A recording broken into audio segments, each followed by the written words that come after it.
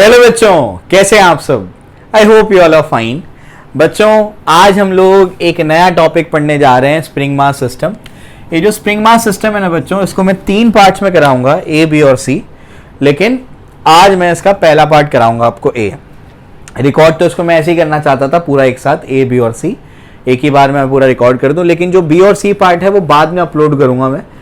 उसका रीज़न बता देता हूँ। उसका रीज़न ये है कि क्या हुआ कि अभी हाल ही में मुझे कमेंट सेक्शन में कमेंट मिला कि सर आप है ना एफबीडी का फुल फॉर्म बता दो। एफबीडी का फुल फॉर्म ही बच्चों को नहीं पता है। मतलब फ्री बॉडी डायग्राम, अगर उसको फुल फॉर्म ही नहीं पता है तो बेचारे ने क्या मैकेनिक्स पढ़ा होगा। एनएलएम में कुछ भी नहीं पढ़ा है उसने। तो वहाँ पर जो बी वाला पार्ट होगा उसमें तो मैं पूरा पुली के साथ खेलने वाला हूँ। तो उसमें आपको पुली फॉर्मूला पता होना चाहिए, इसका एक्सटेंशन इतना, उसका एक्सटेंशन इतना, तो पुली का कितना एक्सटेंशन होगा वो तुमको पता होना चाहिए। कंस्ट्रेंट मोशन में जो मैं कराता हूँ मेरे बच्चों को तो कराता हूँ। तो अगर इतना लेवल अगर नहीं है तो फिर बी और सी पार्ट नहीं समझेगा, और वो खास करके एडवांस वालों के लिए है। तो उसको हम लोग क्या करेंगे, आखिर में करेंगे।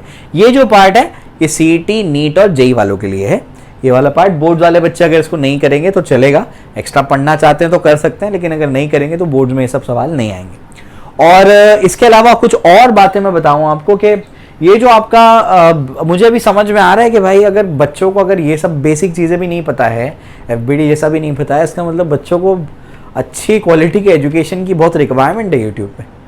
लिटरली मुझे ऐसा लगने लगा है कि यहाँ पर तो काम करने की ज़रूरत है बच्चों को, कि आप एक बड़े मास को सिखा सकते हैं। यहाँ पर आप एक बड़े क्राउड को क्या कर सकते हैं, यहाँ पर आकर के पढ़ा सकते हैं। मैं एक्चुअली होता ये था कि रेगुलर टाइम में मैं बहुत ही बिजी रहता हूँ। मैं सुबह से जाता हूँ तो सीधा रात में आता हूँ, तो बहुत कम वक्त होता है मेरे पास। लेकिन जैसे जैसे इस पर अब काम करना शुरू कर रहा हूँ, मुझे कमेंट सेक्शंस मिल रहे हैं, मैसेजेस आ रहे हैं, तो मुझे समझ में आ रहा है कि भाई यहाँ पर तो एक्चुअली काम करने की ज़रूरत है। कुछ बच्चे ऐसे होते हैं जो पढ़ना चाहते हैं लेकिन अच्छे टीचर्स अवेलेबल नहीं होते हैं वहाँ पे। अच्छे टीचर्स का मतलब है जो डेडिकेटेडली आकर के पढ़ाए बच्चों को, पूरे डेडिकेशन से आकर के बच्चों को पढ़ाए। अक्सर ऐसा भी होता है कि कोचिंग, मैं खुद कोचिंग चलाता हूँ, मैं जानता हूँ ये सारी चीज़ों को। मैं ऐसे नहीं करता हूँ जनरली, कभी भी नहीं करता हूँ ऐसे, तो कि कुछ बच्चों को सिलेक्ट करके पढ़ा दो, ये कर लो। मतलब अरे भाई टॉपर को टॉपर बना दिया तो कौन सी बड़ी बात कर ली तुमने, कोई बड़ी बात नहीं की तुमने, टॉपर को टॉपर बना दिया तुमने। तो तुमको क्या करना है, तुमको जो बच्चे वीक है ना उनको एक अच्छी पोजीशन पे लेकर आना है। जो बच्चा ऑलरेडी 90% वाला है उसको तुमने 90% पे लेकर आ गए वापस से 12th में। 10th में 90% लाया, 12th में भी 90% पे लेकर आ गए। और उसके बाद एंट्रेंस एग्जाम, उसका कैलिबर था क्रैक करने का, जिसका कैलिबर था उसको क्रैक करवा दिया, जिसका कैलिबर नहीं था उसको अपलिफ्ट करवा करके उसको एंट्रेंस एग्जाम क्रैक करवाया, उसमें उसको 12th स्टैंडर्ड में अच्छा स्कोर करवाया, तो तुमने कोई बड़ा काम किया। तो ठीक है, अब जो भी है, अभी हमारे सामने जो मुद्दा है हम उसको देखते हैं और फिर हम लोग आगे बढ़ेंगे। तो बेफिक्र रहो, मेरा तो पूरा मन बनते जा रहा है कि अभी क्या करना है, बच्चों को यूट्यूब पे और ज़्यादा पढ़ाना है। अभी तो सिर्फ शुरुआत है हमारी, देखो क्या होता है, क्या करते हैं, देखते हैं। चलो, spring mass system. Spring mass system में बच्चों जो आपको मैं समझाने वाला हूँ वो है time period of SHM. SHM का time period, the most important type of problem for the entrance examination. आपका जेई मेंस और एडवांस अगर लेंगे तो very very very very very important time period of SHM, ये निकालना आपको सीखना है। तो ये निकालने के लिए आपको क्या करना पड़ता है, कुछ एल्गोरिदम के स्टेप्स को फॉलो करना होता है। कोई भी आप स्टैंडर्ड अच्छी किताब लेंगे एंट्रेंस की तो उसके अंदर आपको क्या मिलेगा, स्टेप्स मिलेंगे। तो वो स्टेप्स को आपको फॉलो करके क्या करना होता है, time period of SHM performing system निकालना होता है। कोई भी सिस्टम हो सकता है, हम बेसिकली स्प्रिंग मास ऑसिलेटर लेंगे, उसका टाइम पीरियड निकालना पहले सीखेंगे पार्ट ए में। बिल्कुल जीरो लेवल से स्टार्ट करूंगा ताकि तुम्हारे भेजे में सारी चीजें जाए, ठीक है ना। चलो भाई, सीईटी वाले पूरा प्रोसीजर अच्छे से समझेंगे और स्टैंडर्ड रिजल्ट्स को याद रख लेंगे। नीट वाले प्रोसीजर भी समझेंगे, स्टैंडर्ड रिजल्ट्स को याद भी रखेंगे। जेई और मेंस और एडवांस वाले प्रोसीजर को समझेंगे, स्टैंडर्ड रिजल्ट्स को याद रखेंगे और इसका बी और सी वाला पार्ट भी देखेंगे। समझ में आ गया, जो आगे जाकर के मैं अपलोड करूंगा, ठीक है। चलो भाई, तो ये जो टाइम पीरियड ऑफ एसएचएम है इसका अभी मैं आपको एल्गोरिदम लिख करके दे रहा हूं। तो इसका एल्गोरिदम क्या है, तो इसका जो एल्गोरिदम है ना बच्चों, एल्गोरिदम यानी क्या, steps to solve a problem. किसी प्रॉब्लम को सॉल्व करने के स्टेप्स क्या होते हैं। तो उसका एल्गोरिदम जो है, एल्गोरिदम में सबसे पहला स्टेप आएगा find the equilibrium position.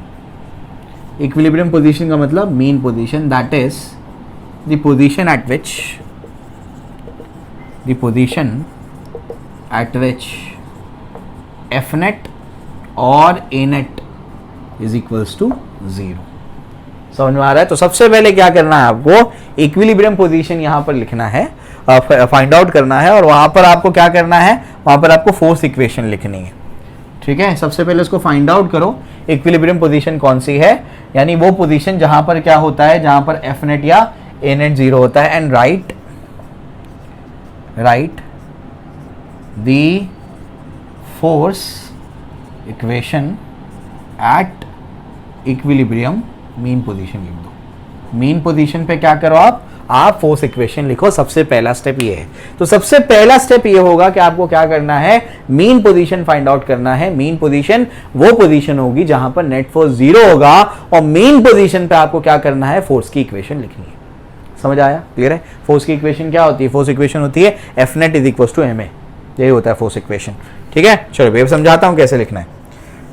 Second वाले पार्ट में क्या है, सेकेंड वाला पार्ट जो होगा उसमें ये होगा, displace the particle by a small distance, displace the particle by a small distance and write the force equation at that position also। उस पोजीशन पे भी आपको क्या करना है, फोर्स की इक्वेशन लिखनी है। तो आपको थोड़ा सा और उसको डिस्प्लेस करना पड़ेगा, और उस पोजीशन पे भी आपको क्या करना पड़ेगा, फोर्स इक्वेशन लिखनी पड़ेगी। ठीक है, चलो भाई तीसरा क्या हो जाएगा, तीसरा इसको आप समझने की कोशिश करो। तीसरा जो स्टेप क्या होगा इसके अंदर, तीसरा स्टेप होगा राइट दी फोर्स इक्वेशन लिखो, एक और चीज में ऐड कर लो, and find out the acceleration as a function of x। Force equation लिखो और उस पोजीशन पे acceleration as a function of x find out करो। ठीक है, अभी सिर्फ यहां पर लिखते जाओ, मैं भी समझाऊंगा एक एक करके सारी चीजें आएंगी। तो पहले दो स्टेप में सबसे पहला क्या करना है, सबसे पहले आपको इक्विलिब्रियम पोजीशन फाइंड आउट करनी है, उस पोजीशन पे आपको फोर्स इक्वेशन लिखनी है। सेकेंड स्टेप का अब में आपको क्या करना है, सेकेंड स्टेप में आपको क्या करना है, आपको उस पोजीशन से, मीन पोजीशन से स्मॉल डिस्टेंस क्या करना है, उसको डिस्प्लेस करना है, और जिस पोजीशन तक आपने उसको डिस्प्लेस किया उस पोजीशन पे आपको क्या करना है, फोर्स इक्वेशन लिखनी है और एक्सेलरेशन फाइंड आउट करना है। ठीक है, दो स्टेप हो गए। तीसरे स्टेप पे आते हैं। तीसरा स्टेप क्या है हमारा, ये बहुत ही सिंपल करके लाया हूं तुम्हारे लिए मैं, उनको इंशाल्लाह आसानी होगी इससे। ठीक है, तीसरा स्टेप हमारा क्या है, तीसरा स्टेप है if acceleration is directly proportional to minus x then it is SHM।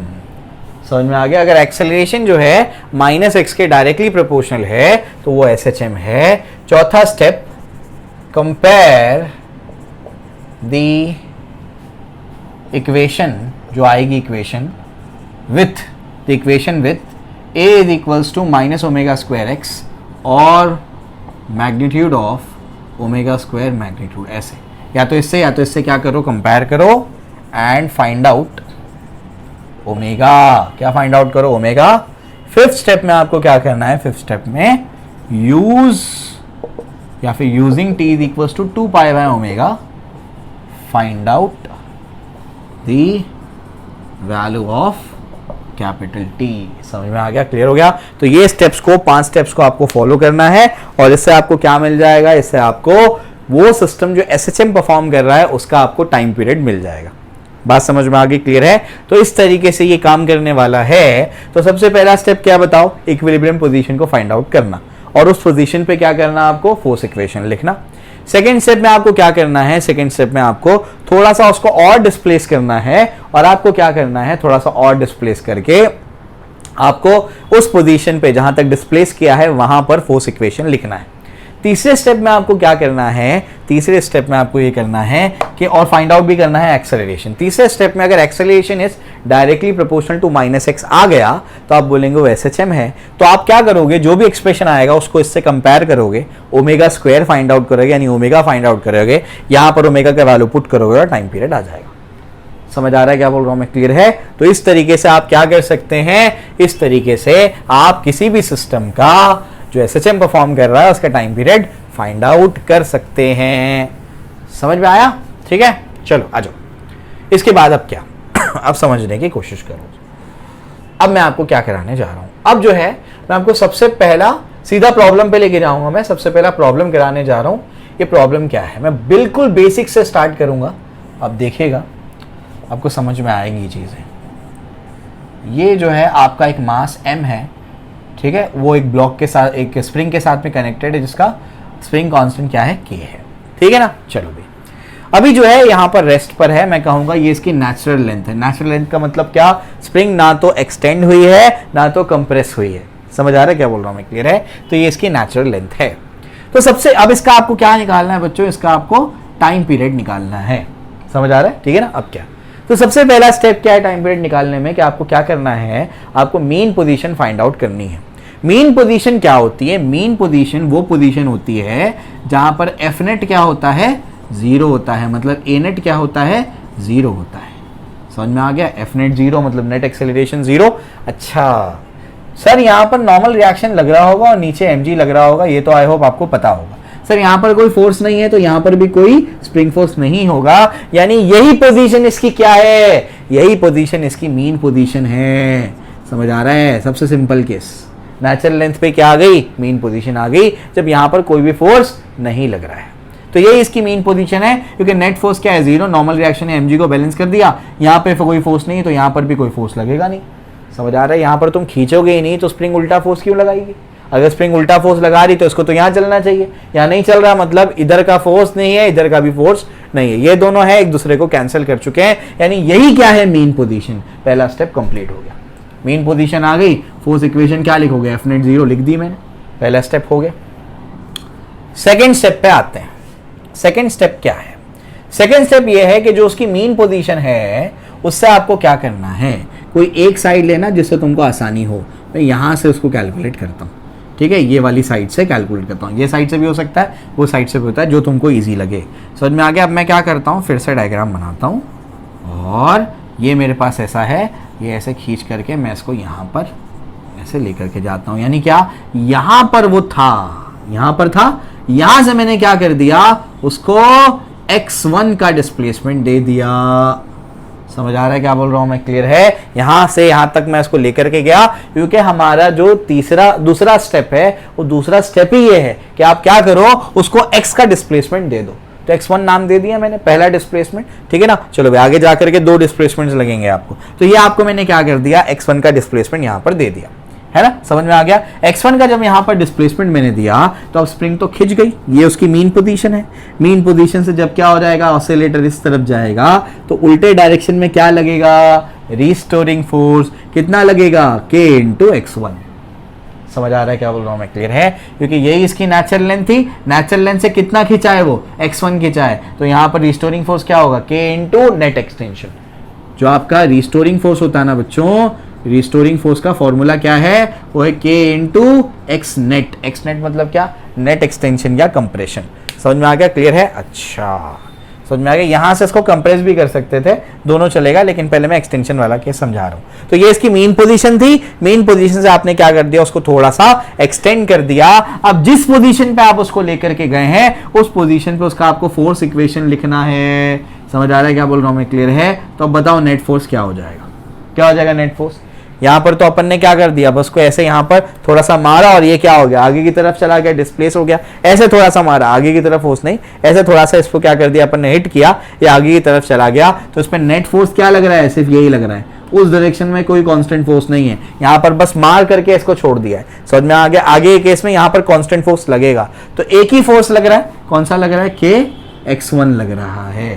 समझ में आ गया, क्लियर है? नेट फोर्स का फॉर्मूला क्या है, m इंटू है, तो k x1 हो जाएगा, तो एक्सेलरेशन क्या हो जाएगा, k by m into x1। तो अगर आप गौर से देखेंगे, तो a is proportional to x1 है, माइनस तो होगा ही ऑब्वियसली। समझ आ गया, क्योंकि यहाँ पर अपन ने थोड़ा सा फोर्स लगाया, थोड़ा सा डिस्प्लेसमेंट किया, डिस्प्लेसमेंट ये डायरेक्शन में था, समझ में आ गया। डिस्प्लेसमेंट क्या था, डिस्प्लेसमेंट तो ये डायरेक्शन में था और फोर्स ये डायरेक्शन में, यानी एक्सेलरेशन ये डायरेक्शन में, यानी ए इज डायरेक्टली प्रोपोर्शनल टू क्या है, -x1, यानी ये एसएचएम है। अगर एसएचएम है तो एक्सेलरेशन निकालो, निकाल लिया मैंने एक्सेलरेशन।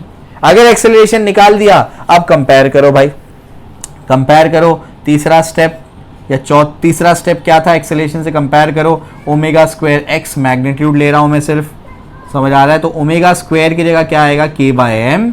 चौथा स्टेप क्या है या पांचवा स्टेप क्या है आपका, यहाँ पर ये चौथा है, वो इज डायरेक्टली प्रोपोर्शनल माइनस तीसरा था। पांचवा स्टेप क्या है आपका, पांचवा स्टेप है t = 2π/ओमेगा, 2π/ओमेगा, ओमेगा क्या है, ओमेगा आएगा √k/m, यानी ये क्या आएगा √m/k।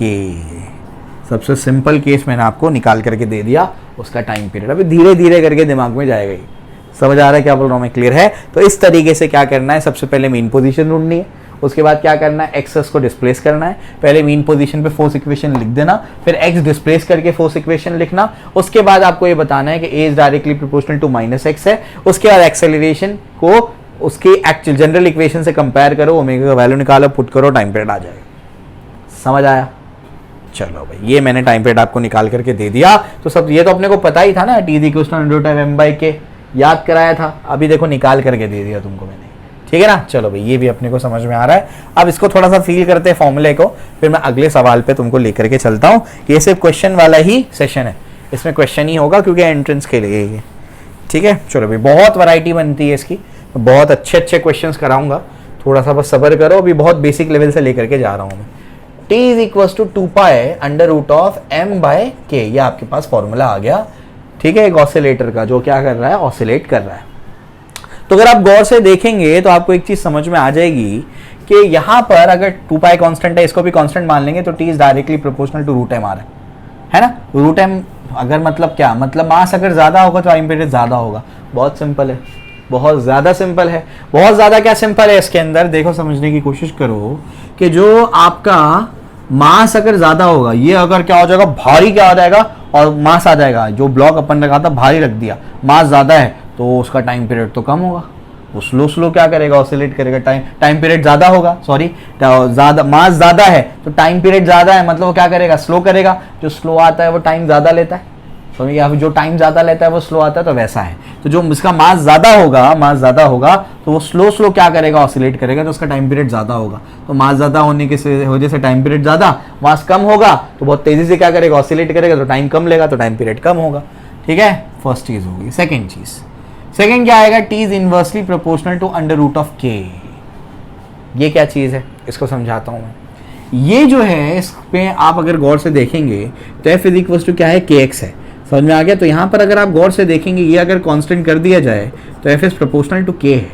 अगर क्या होगा, k का वैल्यू ज्यादा होगा तो फोर्स ज्यादा होगा, फोर्स ज्यादा होगा तो मोशन फास्ट होगा, और अगर मोशन क्या होगा, फास्ट होगा, अगर मोशन क्या होगा, फास्ट होगा, तो हम ये कहेंगे कि टाइम पीरियड क्या होगा, कम होगा। टाइम पीरियड कम होगा मतलब तेजी से क्या करेगा, वो बहुत तेजी से क्या करेगा, ऑसिलेट करेगा। तो ये लॉजिक है इसके पीछे का। इसमें तीसरी चीज मैं आपको जो बताने जा रहा हूं वो इंपॉर्टेंट है। Time period is independent of amplitude. Amplitude से इंडिपेंडेंट है, मतलब क्या, मतलब ये हुआ उसका कि अगर अपन ने क्या कर दिया, इसको ऑसिलेट करा है, यहां तक का ये ऑसिलेट कर रहा है ऐसे, इसका एम्पलीट्यूड अपन ने डबल कर दिया है, यहां तक का कर दिया, एम्पलीट्यूड अब डबल हो गया। पहले तो इतना कर रहा था, अब ये एम्पलीट्यूड कर दिया, तो अगर यहां से यहां तक जाने में 2 सेकंड लगे तो यहां से यहां तक के लिए भी कितना लगेगा, 2 सेकंड लगेगा।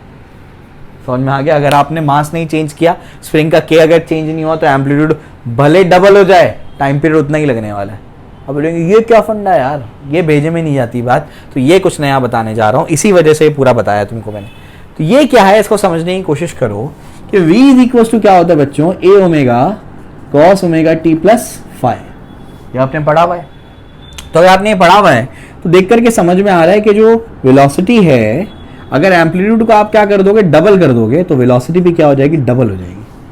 एम्पलीट्यूड डबल होने से क्या होता है, वेलोसिटी डबल हो जाती है। मतलब क्या, अगर ये ऑसिलेट कर रहा है ऐसे, तो ये जब इधर इतने से ऑसिलेट करेगा ना, तो हर पॉइंट पे अगर इसकी वेलोसिटी पहले, अगर ये हर एक पॉइंट पे वेलोसिटी यहाँ पर 1 थी, तो जब यहाँ पर आएगा तो उसकी वेलोसिटी 2 हो जाएगी। इस पॉइंट पे वेलोसिटी उसकी क्या थी, अगर मान लो इस पॉइंट पे वेलोसिटी 2 थी तो ये वाले एम्पलीट्यूड के टाइम पे उसकी वेलोसिटी 4 हो जाएगी। यानी क्या, जब एम्पलीट्यूड बढ़ जाता है तो ऑसिलेटिंग पाथ के हर पॉइंट पे वेलोसिटी भी बढ़ जाती है, और वेलोसिटी बढ़ जाती है इसका मतलब क्या, टाइम पीरियड को वो उतना ही मेंटेन करके रखता है। समझ आ रहा है, ये लॉजिक है इसके पीछे का। समझे कि वेलोसिटी बढ़ने से क्या होती है, एम्पलीट्यूड बढ़ने से क्या होता है, हर पॉइंट की वेलोसिटी भी बढ़ जाती है। हर पॉइंट पे जब वेलोसिटी बढ़ जाएगी तो क्या हो जाएगा, टाइम वो ऑलमोस्ट उतना ही लेगा, बेसिकली आइडियल केसेस में उतना ही टाइम लेगा जितना वो कम एम्पलीट्यूड के लिए ले रहा था। तो अपने को ऐसा लगता है कि एम्पलीट्यूड बढ़ गया, एम्पलीट्यूड बढ़ गया तो अब उसको ज्यादा टाइम लगेगा, नहीं उतना ही टाइम लगेगा। क्यों, हर पॉइंट पे वेलोसिटी भी बढ़ती चली गई है। समझ में आ गया, तो वो मेंटेन करके रखता है उसको। ठीक है, चलो ये पहला सवाल करा दिया, इसके ऊपर डिस्कशन करा दिया। अब जो है आगे की बात देखते हैं, अगले सवाल पे चलते हैं। अगला सवाल क्या है, देखो अगला सवाल कहता है कि आपके पास एक स्प्रिंग है, उसके साथ में एक मास अटैच्ड है, और अब मैं क्या कर रहा हूं ना, अब मैं यहां लगा रहा हूं कोई constant force F, constant force F। Difference समझ रहा है, पहले कोई फोर्स नहीं था, अब यहां पर कांस्टेंट फोर्स लग रहा है। अब ये वाले केस को करने से पहले आपको क्या करना पड़ेगा, आपको स्प्रिंग के बारे में कुछ उसकी प्रॉपर्टी के बारे में बेसिकली जानना जरूरी है। वो क्या प्रॉपर्टी है मैं आपको समझाता हूं। अगर आप क्या करते हैं ना, अगर आप क्या करते हैं, स्प्रिंग लेते हैं और यहां पर 10 न्यूटन का मान लो फोर्स लगा देते हैं, ठीक है, तो आप बोलेंगे आपने 10 न्यूटन का लगाया तो स्प्रिंग भी क्या करेगी, 10 न्यूटन का लगाएगी, एक्शन का रिएक्शन, और ये तो आगे ही नहीं बढ़ेगा। वही होना चाहिए ना, तुमने यहां पर 10 न्यूटन लगाया मास पे, उल्टा स्प्रिंग ने 10 न्यूटन लगाया, एक्शन का रिएक्शन होना चाहिए। आप मास पे 10 न्यूटन लगा रहे हैं, स्प्रिंग क्या कर रही है, आप पे 10 न्यूटन लगा रही है, एक्शन रिएक्शन एक दूसरे को कैंसिल कर देगा, आगे बढ़ेगा ही नहीं। ऐसा नहीं है, यहां पर जो स्प्रिंग है, स्प्रिंग होती है lazy, laziness of a spring बोलते हैं इसको। ये क्या फंडा है बताता हूं मैं। आपने यहां पर 10 न्यूटन लगाया, 10 न्यूटन से आपको खींचना शुरू करते हैं। स्प्रिंग जो है एक साथ 10 न्यूटन नहीं लगाती, स्प्रिंग धीरे धीरे क्या करती है, फोर्स बढ़ाना शुरू करती है। समझ में आ गया, आपने 10 न्यूटन से लगाना शुरू किया, स्प्रिंग को आगे भेजा, स्प्रिंग क्या कर रही है, धीरे धीरे 0 1 2 3 4 5 6 7 8 9 10। समझ आ रहा है क्या बोल रहा हूं मैं, क्लियर है। आपने झट से लगाया 10 न्यूटन, स्प्रिंग क्या कर रही है, आप इसको क्या कर रहे हैं, 10 न्यूटन से खींच रहे हैं, आप इसको आगे लेकर जा रहे हैं। स्प्रिंग क्या कर रही है, उल्टे डायरेक्शन में, देखो ये 10 न्यूटन से आगे जा रहा है, स्प्रिंग 1 2 3 4 5 6 7 8 9 10। कुछ समझ आ रहा है क्या बोल रहा हूं, वापस से आपने इसको 10 न्यूटन से खींचा, देखो 10 न्यूटन 1 2 3 4 5 6 7 8 9 10। समझ आ रहा है क्या बोल रहा हूं मैं, क्लियर है। इसका मतलब ये हुआ कि आज के 10 न्यूटन डेवलप करने तक कुछ ना कुछ ये खिंच चुका होता है। समझ आ रही बात क्या बोल रहा हूं मैं, क्लियर है। ये फंडा है उसके पीछे का। जब यहां पर दोनों साइड पे फोर्स, दोनों डायरेक्शन में फोर्स बराबर हो जाते हैं, तब हम लोग बोलेंगे कि वो रुक जाएगा। अब समझ में आ रही बात क्या बोल रहा हूं मैं, क्लियर है। तो ये चीज याद रखना है। तो अब क्या, पहले तो ये डायरेक्शन में फोर्स था नहीं, अब मैंने इस डायरेक्शन में फोर्स लगा दिया, कांस्टेंट फोर्स। कांस्टेंट फोर्स लगाने से क्या होगा, अब बच्चों ये क्या है, देखो जरा मुझे बताओ, क्या ये मीन पोजीशन है, मीन पोजीशन है कि नहीं है, बोलो जल्दी से, मीन पोजीशन है कि नहीं है। मीन पोजीशन पे खास बात क्या होती है, मीन पोजीशन की खास बात होती है कि उस पर नेट फोर्स क्या होता है, 0 होता है। नेट फोर्स 0 है नहीं, मान लो 10 न्यूटन है, यहाँ 10 न्यूटन है, और अभी इसने शुरू किया तो स्प्रिंग ने तो कुछ भी नहीं लगाया, फिर यहां पर उसने 10 न्यूटन से को खींचना शुरू किया, स्प्रिंग 1 न्यूटन, ठीक है, 10 न्यूटन लगते जा रहे, 1 2 3 4 5 6 7 8 9 10। कुछ समझ आ रहा है, ये मीन पोजीशन नहीं है। क्यों नहीं है, क्योंकि नेट फोर्स नहीं 0 है, कुछ ना कुछ नेट फोर्स है वहां पर। समझ में आ गया। अगर इसने स्प्रिंग ने 2 न्यूटन, मान लो 1 2 करके 2 न्यूटन लगा भी दिया, तब भी 10 - 2 कितना होगा, 8। नेट फोर्स है ना, नेट फोर्स 0 होना चाहिए। बात समझ में आ रही क्या बोल रहा हूं मैं, क्लियर है। तो ये पोजीशन मीन पोजीशन नहीं है। सबसे पहली तुमको ये बात समझ में आ गई, कोई भी पोजीशन हो सकती है, समझ में आ रहा है, एक्सट्रीम भी हो सकती है दूसरे साइड की, लेकिन मीन पोजीशन नहीं है। ये बात तो तय है कि मीन पोजीशन पर नेट फोर्स 0 होना चाहिए, समझ में आ गया, जो कि यहां पर नहीं है। तो ये मेरा क्या है, कोई ना कोई पोजीशन है। अब क्या, अपने को क्या करना है, अपने को मीन पोजीशन ढूंढना है, समझ में आ गया। तो अब ये शुरुआत में ये क्या था, नेचुरल लेंथ था, इसका नेचुरल लेंथ वाली पोजीशन थी, समझ में आ गया। अब यहां पर आगे बढ़ते बढ़ते बढ़ते यहां तक जब ये पहुंचा, तब क्या हो गया, तब यहां पर मान लो ये 10 न्यूटन तो लग ही रहा था, तब यहां पर क्या हो गया, 10 न्यूटन डेवलप हो चुका है, समझ में आ गया। तो उल्टा फोर्स डेवलप हो गया। तब तक कितना खिंच चुका है ये, तब तक ये खिंच चुका है x1 खिंच चुका है, समझ में आ गया। तो अब ये जो बच्चों पोजीशन आई है ना, ये जो पोजीशन आई है, ये पोजीशन को अपन क्या बोलेंगे, अब ये मीन पोजीशन है। बात समझ में आ रही क्या बोल रहा हूं मैं, क्लियर है। और जैसे आपको अब मीन पोजीशन, क्यों मीन पोजीशन, क्योंकि यहां पर F लग रहा है तो उल्टा कितना लग रहा होगा, उल्टा लग रहा होगा kx1। कुछ समझ आ रहा है क्या बोल रहा हूं मैं? नेचुरल लेंथ से कितना एक्सटेंड हुआ x1, तो उल्टा कितना लगेगा kx1 हो जाएगा। अब इस पॉइंट पे नेट फोर्स 0 हो गया, तो अब बताओ इक्वेशन क्या लिखोगे?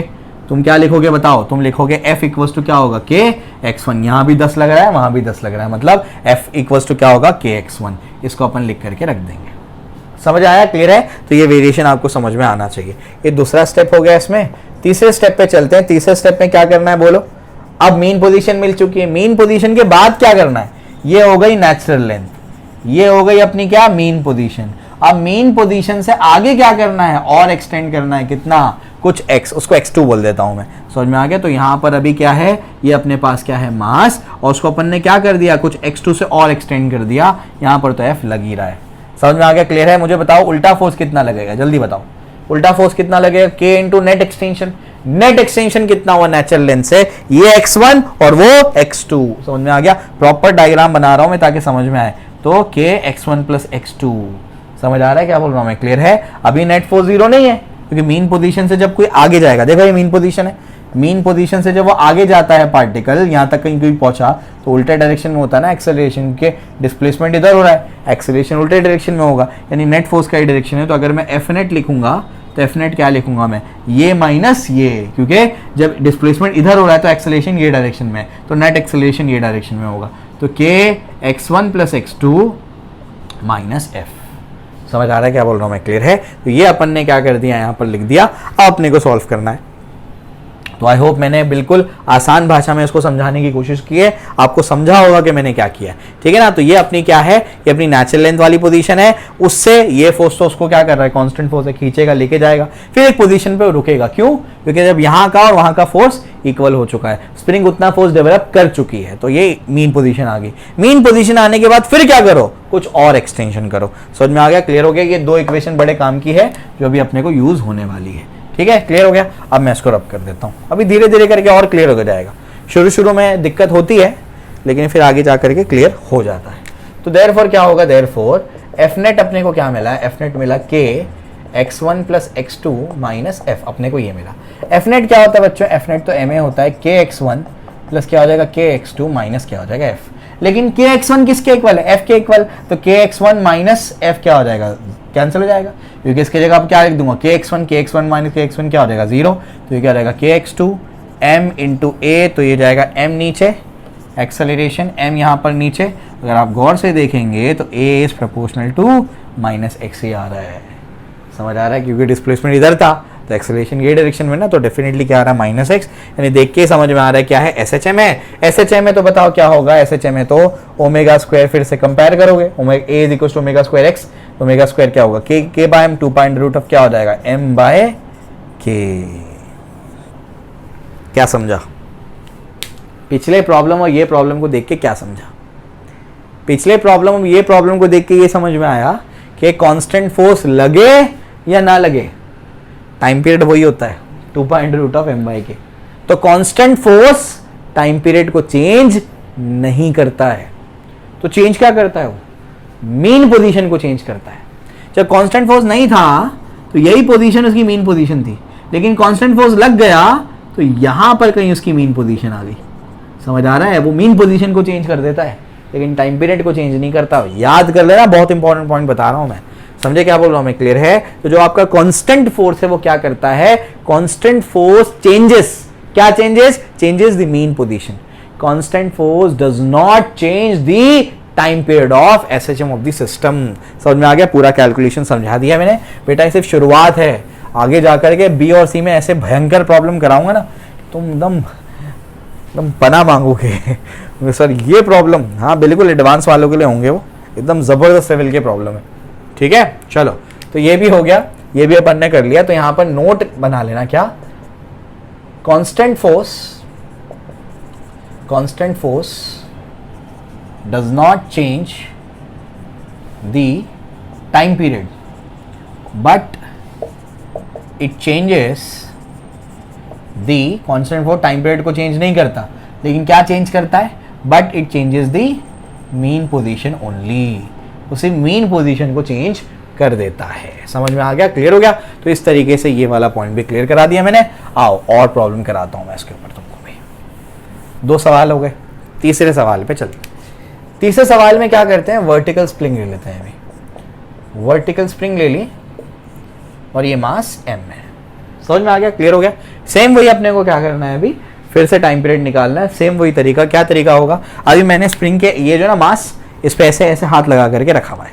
समझ में आ गया। तो ये अपनी क्या है, ये अपनी नेचुरल लेंथ पे है बच्चों। किस पे है, नेचुरल लेंथ पे है। समझ में आ गया, क्लियर है। अब जैसे ही मैं हाथ हटा दूंगा, नीचे तो डेफिनेटली क्या लग रहा है, mg लग रहा है। mg क्या करेगा, mg इसको नीचे की तरफ खींचेगा। समझ आ रहा है क्या बोल रहा हूं मैं, mg इसको नीचे खींचेगा और नीचे खींचने की वजह से क्या होगा, नीचे खींचने की वजह से इसके अंदर कुछ एक्सटेंशन हो जाएगा।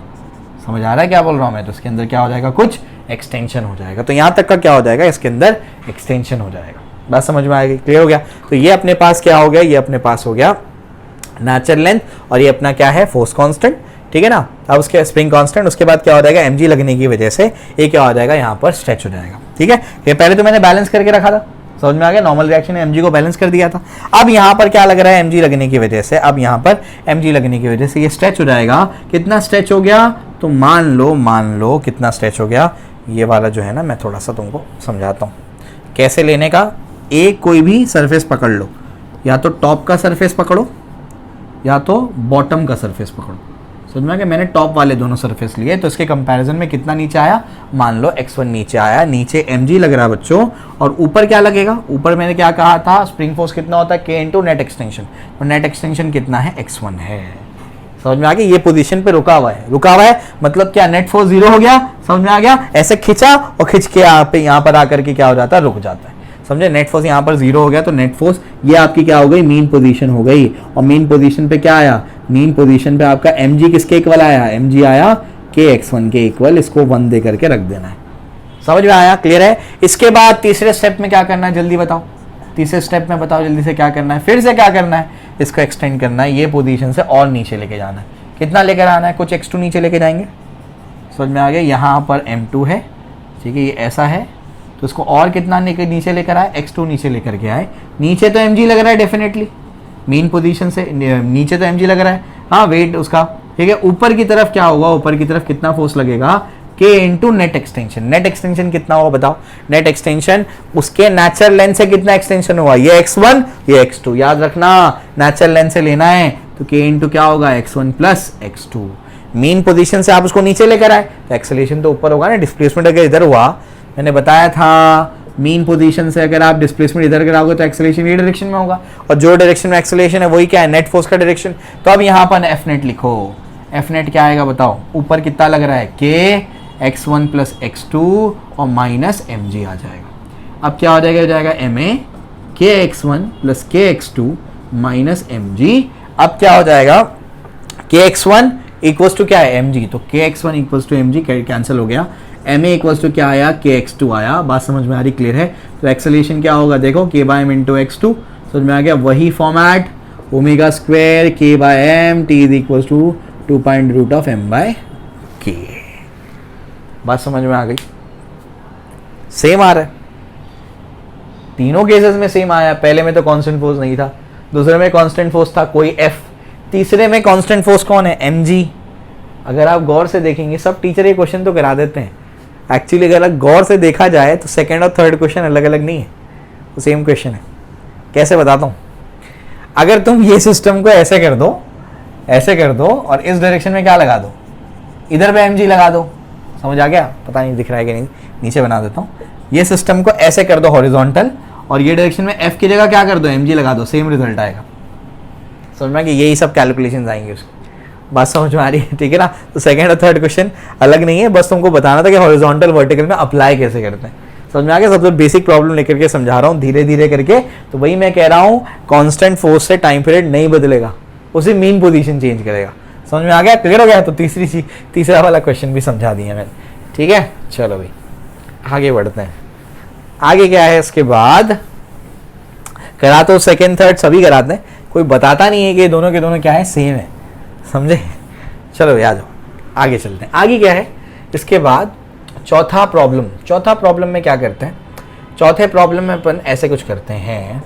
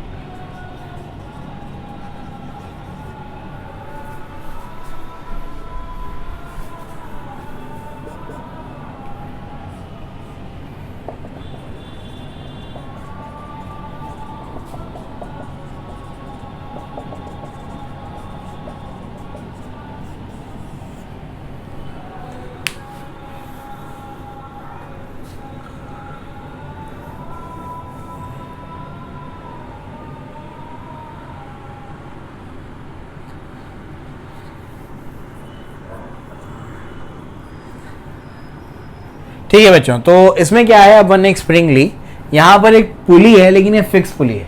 जो बी और सी पार्ट में कराऊंगा, बी पार्ट में पुली लूंगा, मूवेबल पुली लूंगा, वो मासलेस लूंगा। सी वाले पार्ट में ऐसी पुली लूंगा जो मूवेबल भी होगी और उनका मास भी होगा। यानी हर लेवल पे कॉम्प्लिकेशंस और बढ़ाते जाऊंगा मैं, समझे। एडवांस की तरफ जाना है अपने को, तो बी और सी लेवल में वो करेंगे। तो पहले तो अपन ने पुली फिक्स ली, यहाँ पर स्प्रिंग है, यहाँ नीचे हाथ लगा करके मैंने रखा हुआ है। अब मैं क्या करता हूँ, ऐसे हाथ हटा देता हूँ, तो क्या होगा, नीचे की तरफ क्या होगा, ये अभी स्ट्रेच होगा और एक ऐसी पोजीशन आएगी एमजी लगने की वजह से कि यहाँ पर आकर के क्या हो जाएगा, ये रुक जाएगा। मतलब ऊपर के KX1 ने नीचे के mg को बैलेंस कर लिया, वही मेन पोजीशन है, क्योंकि नेट फोर्स के 0 हो गया, mg इक्वल्स टू KX1।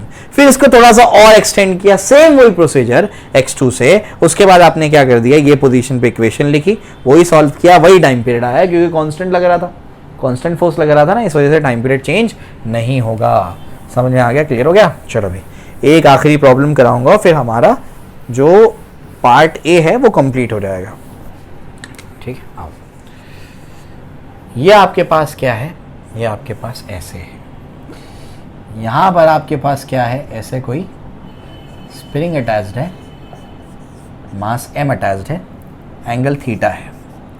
मुझे बताओ इधर क्या लग रहा होगा, इधर लग रहा होगा mg साइन थीटा। तो डेफिनेट अभी मैं इसको रोक करके रखा है मैंने, तो मेरे नॉर्मल रिएक्शन है वो mg साइन थीटा को बैलेंस कर लिया।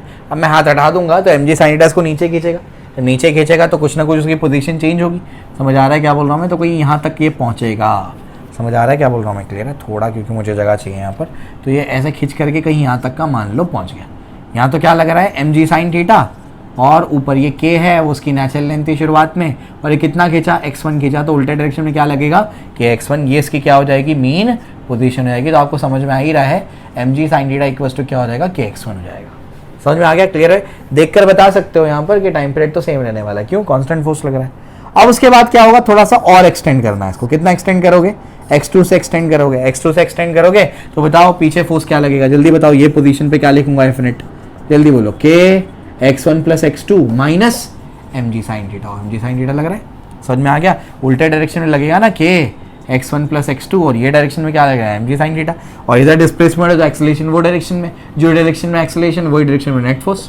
ठीक है, तो KX1 प्लस KX2 माइनस क्या हो जाएगा, mg sine theta. Same procedure है सब में, m into a. KX1 equals to mg sine theta, ये दोनों क्या हो जाएंगे, कैंसिल। एक्सेलरेशन क्या आया, k by m into x2।